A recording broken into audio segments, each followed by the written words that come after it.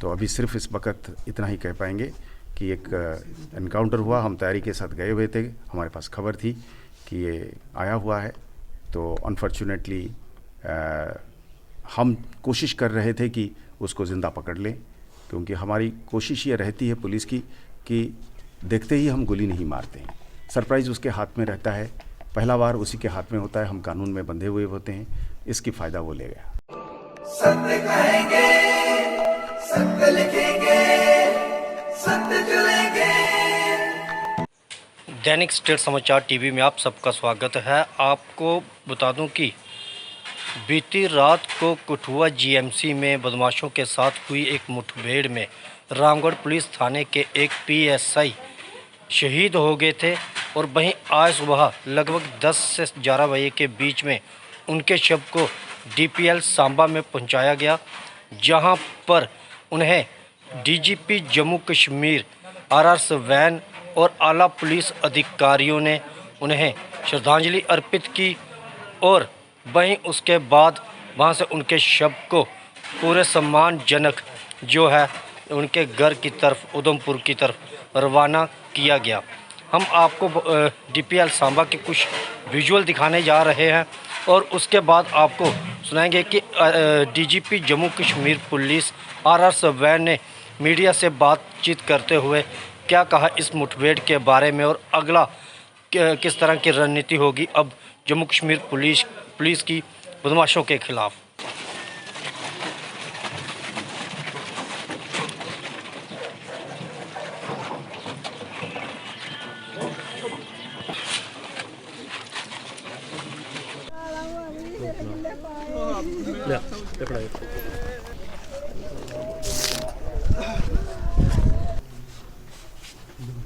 ऐसा है कि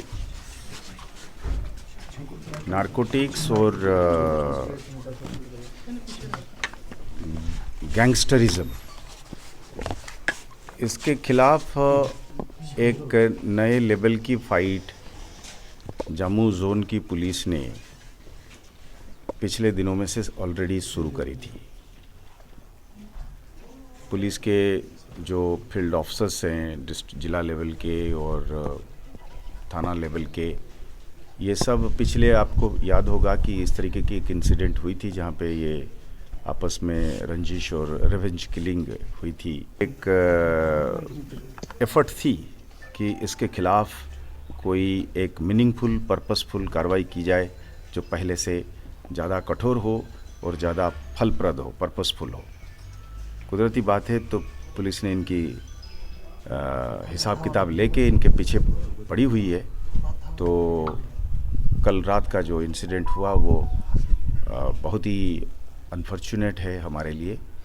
यंग ऑफिसर है और हमें इस चीज़ की अभी एहसास है कि दीपक, सब इंस्पेक्टर दीपक जो है, इसमें उसके साथी बताते हैं, उसके सीनियर अफसर्स बताते हैं कि चढ़ बढ़कर इसमें गैंगस्टरिज्म के ख़िलाफ़, नारकोटिक्स के ख़िलाफ़ उसमें एक अलग लेवल की जज्बा था, एक अलग लेवल की फ़ाइट करने की विल थी और एक एंथुजियाज़म थी।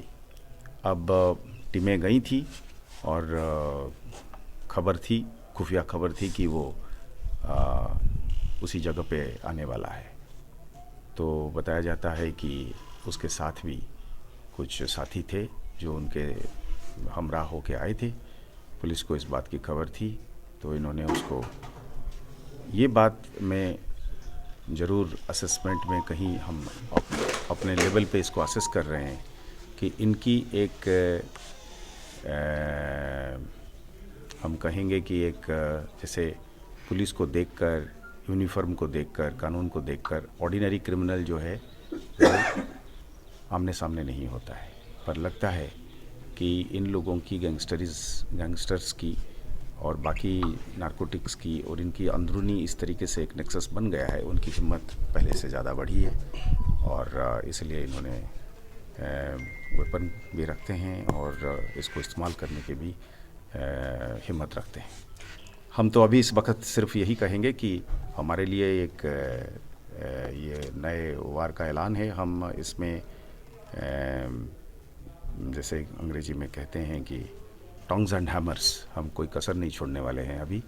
अब हमारे सब इंस्पेक्टर की शहादत हम बिल्कुल ज़ाया नहीं होने देंगे। हम गैंगस्टरिज्म के और नारकोटिक्स के ख़िलाफ़ हमारी जंग को इससे तिगुना चौगुना लेवल पे ले जाएंगे और हम इंश्योर करेंगे कि आखिर आदमी जो है इसमें गैंगस्टर्स के और नारकोटिक्स सिंडिकेट के ख़त्म हो जाए।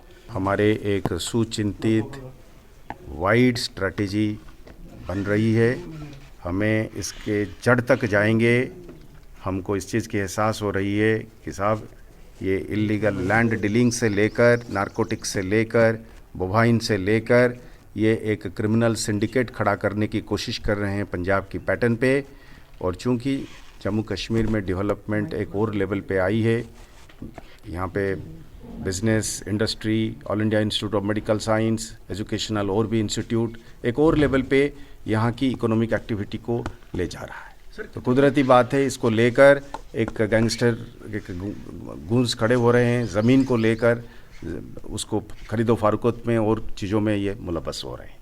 हम अभी ये सांप को अभी कुचल के ही रहेंगे। ये इन्वेस्टिगेशन में हम अब मेरे ख्याल में ठीक नहीं रहेगा कि मीडिया के सामने बताया जाए कि कितने थे, किस में आए थे, कैसे भागे हैं, क्या नंबर था।